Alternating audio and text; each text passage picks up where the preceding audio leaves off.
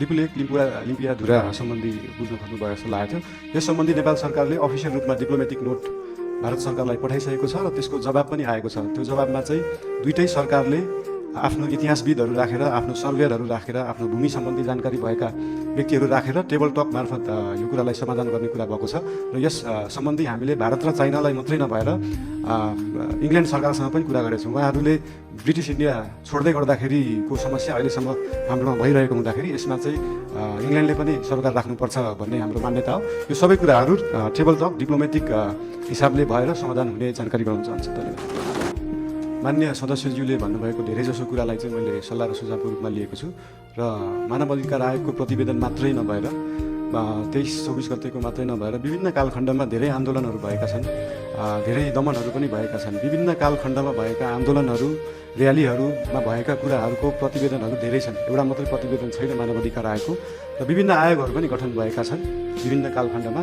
आजसम्म नेपाल सरकारलाई बुझाइएको जति पनि आयोगका प्रतिवेदनहरू छन् ती सबै प्रतिवेदनहरूलाई एकमुष्ट रूपमा नेपाल सरकारले अध्ययन गर्छ र गर्नुपर्ने काम कारबाही त्यही हिसाबले गर्छ। धन्यवाद।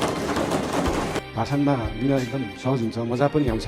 तर साँच्चीकै साम्यवाद, साँच्चीकै समाजवाद गर्ने भने हाम्रो काठमाडौँ महानगरपालिकामा मेयर हुँदाखेरिको म उदाहरण दिन चाहन्छु। हामीले विपन्नलाई जुन प्राइभेट स्कुलमा 10% स्कलरसिप दिनुपर्छ त्यसलाई इक्जाम लिएरै एकदमै मजाले लागू गरेका थियौँ। त्यहाँ चाहिँ विपन्नले एकदमै महँगा कलेजहरूमा पढ्न पाए। साँच्चीकै समाजवाद भने त्यो। र विभिन्न महँगा अस्पतालहरूमा पनि हाम्रो ऐन कानुन संविधान बमोजिम नै 10% बेड चाहिँ विपन्नलाई दिनुपर्छ भन्ने व्यवस्था थियो। त्यसको लागि हामीले वेबसाइट नै बनाएर प्राइभेट हस्पिटलहरूमा सर्जरीसम्म विपन्नलाई गराउने व्यवस्था गरेका थियौँ। त्यही हो समाजवाद, साम्यवाद भने चाहिँ त्यस्तो कुरालाई भनिन्छ। र यही 10% विपन्नलाई दिनुपर्ने कुराहरू, शिक्षा र स्वास्थ्यका कुराहरू हामी देशैभरि लागू गर्न खोज्दैछौँ।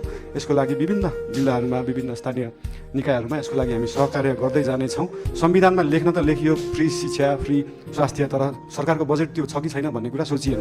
त्यही भएर अहिलेको लागि हामीले सबैलाई नभएर विपन्न वर्गलाई, कम्तीमा विपन्न वर्गलाई चाहिँ फ्री शिक्षा, फ्री स्वास्थ्य दिनमा हाम्रो नेपाल सरकार र हाम्रो राष्ट्रिय स्वतन्त्र पार्टी त्यसमा चाहिँ एकदमै लागेको छ। धन्यवाद।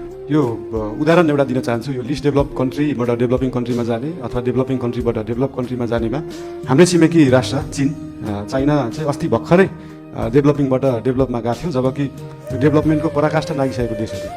यो कुराहरू चाहिँ एकदमै स्ट्राटेजिक रूपमा सरकारले सोच्नुपर्छ जस्तो लाग्छ। अहिले नै हामीले एलडिसीबाट ग्रेजुएट हुँदै गर्दाखेरि हाम्रो ट्रेडका कुराहरू, हामीले निर्यात गर्ने विषय वस्तुहरूमा चाहिँ लाग्ने करहरू अहिले छुट पाइन्छ। हामी चाहिँ निर्यातमुखी हुनुपर्छ। देशमा उत्पादन भएको चिजहरू चाहिँ विभिन्न राष्ट्रहरूमा हामीले एक्सपोर्ट गर्न पाऊँ भन्ने हिसाबले 2 वर्षलाई त्यसलाई टारेका हौँ। त्यसलाई अहिले आत्मविश्वास बढाउने भन्दा पनि देशलाई पैसा चाहिएको छ, पैसा बढाउनेतिर ध्यान गएको छ हाम्रो।